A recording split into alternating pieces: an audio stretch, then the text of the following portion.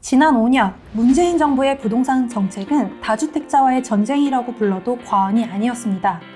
주택은 부족하지 않은데 다주택자와 투기 세력이 집을 사들이면서 집값을 마구 흔들고 있다는 겁니다. 2017년 김현미 국토부 장관은 노골적으로 다주택자를 겨냥해 자기가 사는 집이 아니면 좀 파시라고 이야기하기도 했었죠. 정부는 다주택자들이 집을 팔 수밖에 없게끔 세율을 강화했고, 실제로 종합부동산세 세율은 2020년 최고 3.2%에서 2021년 최고 6%로 매우 급격하게 상향됐습니다. 하지만 부동산 시장은 정부의 계획대로 흘러가지만은 않았습니다. 예상과 다르게 다주택자들은 버티기에 들어갔고, 갑작스레 늘어난 세금은 세입자에게 월세를 받아 해결하는 것으로 정부 정책에 맞대응을 놓은 겁니다. 실제로 지난해 서울 아파트 전월세 거래량을 보면 전세 거래는 줄어든 반면 월세 거래는 대폭 증가한 것으로 나타났는데요. 결국 다주택자를 잡고자 강화한 세금 정책이 세입자들에게 월세 형식으로 전가돼 무주택자의 주거 비용만 더 무거워지는 부작용을 낳았습니다. 전세의 빠른 월세화와 더불어 또 다른 문제는 기존의 월세 가격이 하루가 다르게 상승하고 있다는 건데요.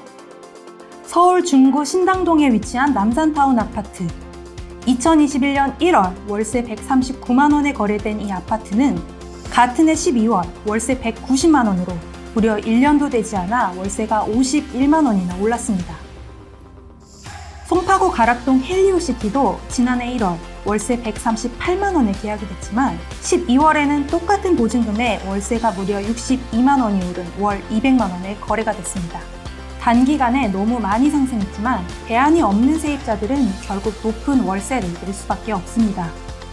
무주택 서민들의 주거 불안감이 더 커질 것으로 보이자 기획재정부는 지난해 12월 월세에 거주하는 청년들에게 월 20만 원씩 최대 12개월간 지원하겠다고 밝혔는데요.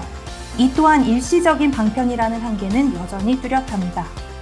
애초 부동산 시장에서는 다주택자의 세금 부담이 결국 서민들에게 전가될 것이란 지적이 끊임없이 나왔었는데요.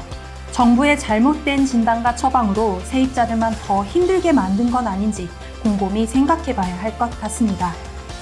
다만 곧 있을 대통령 선거와 지방선거 등 선거 결과는 현 주택정책에 새로운 변화를 가져올 텐데요. 부동산 시장의 판도가 크게 달라질 수 있는 만큼 모두 포기하지 말고 이번 선거에도 끝까지 관심을 기울이시길 바랍니다. 경제만렙 인사이트였습니다.